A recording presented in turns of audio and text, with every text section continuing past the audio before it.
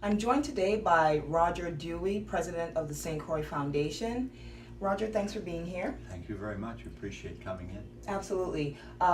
Before we get into some of the specifics of why you're here today, if you could please tell us a little bit about the foundation and the work that you do. Thank you. The foundation was created after Hurricane Hugo. And we're a community foundation where we act as a conduit of donations into the community, but we've taken on a much broader role. We feel just giving grants, writing little checks, can often act as a Band-Aid. And we believe that we've got to look at the root causes of issues in this community and do what we can to truly solve the problems. And we're very proud of our track record. We've actually gotten recognition, national recognition 5 different times for the work of various projects or programs in the community. Excellent.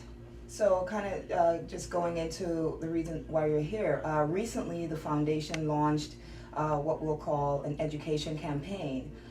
If you could please tell us about the campaign and its purpose. Well, we first of all have to thank the AVIS. The AVIS has agreed to run an op-ed column every Wednesday from last week until election time, and it's all education related, education reform related issues. And we're very, very concerned about the state of education in our community. We will applaud all the hard work that the teachers, administrators, and everybody in the Department of Education does.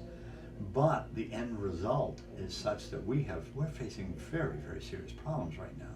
And so we want the community to come together to recognize that we've got to make some changes somehow and demand it of our policymakers, demand it of our elected officials. So we're running this campaign through Election Day to try to get people to come together to recognize how critical this issue is. And speaking of how critical it is, the statistics, what are the statistics saying about the state of education here in the territory, in our from elementary to high school? What are some of the statistics saying? Well, coincidentally, I brought some with me today, but these are actually from the Department of Education's website, from their testing of our students. And right now, rather than go through every year, they list the last 4 years. But in 2012-13, 7th grade reading level, only 32% of the young people who took the test were considered proficient.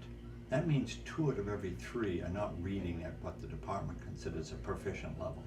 And in the 11th grade, only 36% of the students were considered proficient. Again, so close to 2 out of 3. And that really gets into a lot of other complicated issues in the community around employability, around public safety. If people aren't employable, to me, in my mind, that leads to crime issues.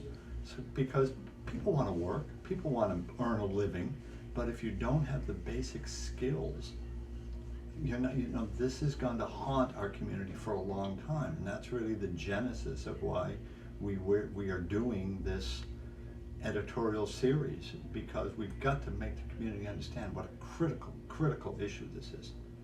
Absolutely, and I think those figures that you just read, they're shocking.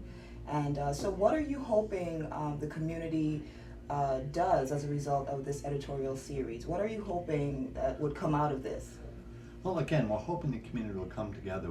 I went to a debate last night among some of the senatorial candidates, and people were asking some difficult questions, but the answers always seem to come back, well, we'll create a policy to do this or a policy to do that. No, what are you going to do?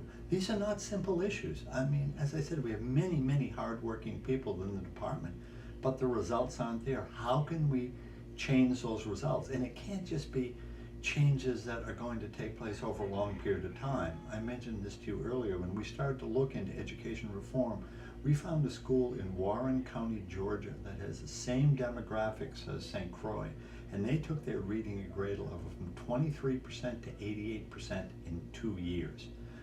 That's radical, and you need to implement what it's going to take to do those kind of changes, to implement or to ensure those kind of changes. And we don't have all the answers. There are certainly models out there, international models. We can look at many, many international models. One good example would be Finland.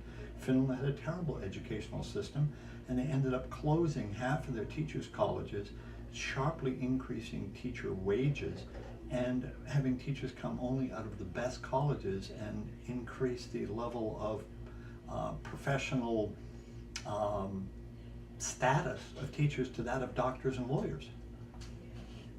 Wow, that's amazing. And I think, do you think that with the current state of where our territory is, do you think we can get there? What are your thoughts on that? Well, absolutely, absolutely. I mean, we've had staff working in some of our public schools, and we've seen many, many good teachers, good administrators. I think we have a problem that we have a system that just, it doesn't bring in fresh blood. I don't know if it's policy or just practice, but you can't be an assistant principal unless you've been a teacher. You can't be a principal unless you've been an assistant principal in our system. So where do the new ideas come from? Where does the fresh blood come from? And so I think we need to begin to look at some of those kind of things. For example, Deanna James, whom I work with, who really runs our education initiative, she recently was in touch with the president of the Houston school system. And he went to his worst performing schools and fired the entire administrative staff and moved the principals from his best performing schools to the worst performing schools. And you know, we read about, particularly in the States, you talk about inner city schools not getting the same quality of teachers. Well, maybe we need to make sure our worst schools get the absolute best people. And what else can we do? I mean, Houston did another thing that was pretty amazing. They were short math and science teachers. And they went to the local universities and went to the math and science students as sophomores and said, we will pay for your last 2 years of your college if you will come teach for us.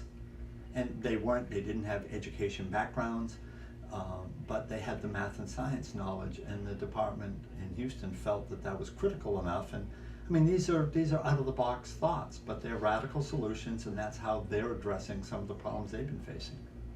Excellent. Well, Roger, thank you so much for sharing the wealth of knowledge that the ST.Croix Foundation does and what you're doing with this editorial series. Again, tell our viewers where they can find out more about your series and how they can, pick it up in the Avis. Okay, the Avis every Wednesday on the op-ed page will be a column from the ST.Croix Foundation. Additionally, I brought you a copy of our report. We spent 5 years in the least performing public school in the Virgin Islands. At the time, Elena Christian, we chose the worst performing school so it wouldn't prejudice the results.